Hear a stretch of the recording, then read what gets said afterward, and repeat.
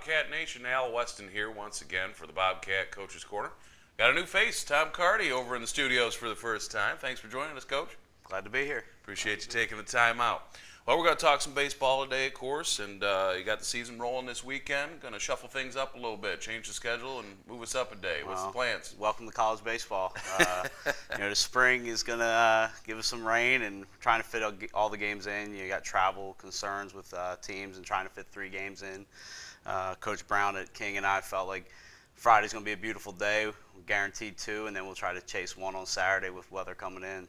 Yep, and with Sunday, that frees you up for watching the Super Bowl too, I guess, right? Didn't come into the equation, to be honest, all right. But it'll be a nice little perk for Sunday. Okay, well, let's take a look at the team. I know you had a solid fall, a good preseason, some hard effort from the guys, and talk to me about how you think the fall went in the early preseason here in the spring as well. Bits and pieces of some good offensive days, defensive days, and pitching days. Just trying to put it all together. I think we have a little bit. I think we have talent on all 3 sides of those. On those 3 phases of the game, and it's just a matter of putting it all together. And I think we have experience coming back from last year that should help us do that, especially early in the season. Talk to me about a couple guys in particular that were honored in the preseason here by the Rawlings and the Coaches Association. You had on the preseason All-American list both Mike Ganane and Tanner Funk. Talk to me about each one of those guys and what they bring to the table for the squad. Well, Tanner, All-American shortstop, first one we had since Mike DeVoe. He's a presence in the middle of the order. We always feel that he's going to hit and give us a chance to, score some runs, drive runs in, and played pretty well defensively last year, and kind of shored up that position as we moved through last year. So this year, you expect a senior All-American in the middle of the field to hopefully lead us to bigger and better things this year. But he's always reliable, and kind of count on. Quiet player, just goes about his business, and look forward to another big year out of him. And Mike's been on the shelf a little bit with some shoulder issues in the fall that we shut him down, so we're working his way back. So we won't see him this weekend, and we're just trying to get him back. He was a big part of our program last year as far as giving us a legitimate guy every weekend that's going to go out and pitch 6, 7, 8, sometimes 9 innings, and that's huge to have on weekends in the Peach Belt especially. So we're just hoping to get him back soon. A couple of guys were put on the players to watch list as well for the region. Josh Young in left field and a newcomer, Karsten Strebe, I believe it's pronounced. Yes. Tell me about Josh. I know speedster, top of the lineup, and what do you expect from him in his senior year?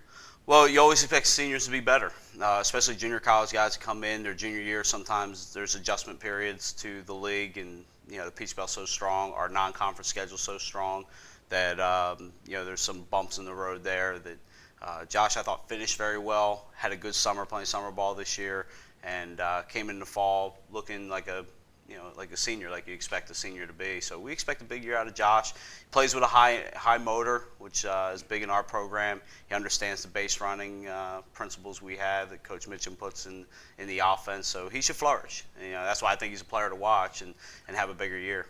I know he was a little dinged up last year too. Is he 100% going into? Yeah, we haven't had any issues with Josh. Cool. We're fairly healthy. Along with besides Mike, and we're working Matt Lamoth back, who's a guy we brought in last year on the mound. He's still coming off of Tommy John, and he's been he's 100%. He's facing hitters. It's just a matter of getting his pitchability back. So those 2 guys on the mound, and then Akaika Anderson's been a little banged up, and a freshman Jake Sandlin. So we've been a little injury prone, or having a little injury issues, but we're getting through those. But Josh's fully healthy and should be ready to go tomorrow. And about Karsten, his junior college teammate there at Arizona Western, what does he bring to the table? He's a presence. He's a big guy, 6'6", 240. Sits in the middle of the order, has a chance to leave the yard at any time. I think he's going to be someone that teams have to watch how they pitch to, and I think he'll make the guys around him better, and I think the guys around him will make him better. So we expect big things out of him, but he's definitely a physical presence. He's noticeable as soon as you walk out to the field. Where's he factoring in? First base, designated hitter, that First kind of base, probably first base in the DH spot for sure. Okay. Talk to me about King College. We got them coming in this weekend, Friday at I believe 2 p.m. for a 2 doubleheader, p.m. and then Saturday we finished up with a 1 o'clock or Noon. Noon. Noon. Okay, I Noon. apologize. Try to Noon. be smarter. All right. So what do we expect from I believe the Tornadoes from Tennessee? Well, it's a program that's moved into Division II. They're going to be in their first year officially in the Conference of the Carolinas, so it's region games right off the bat.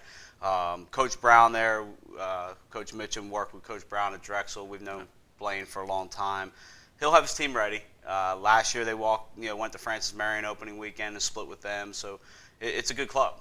Our schedule's tough this year. It really is, and it should prepare us for the Peach Belt and hopefully a postseason down the road. So there's not many cupcakes on the schedule, typical for us, and King's going to bring in a quality opponent for the first weekend.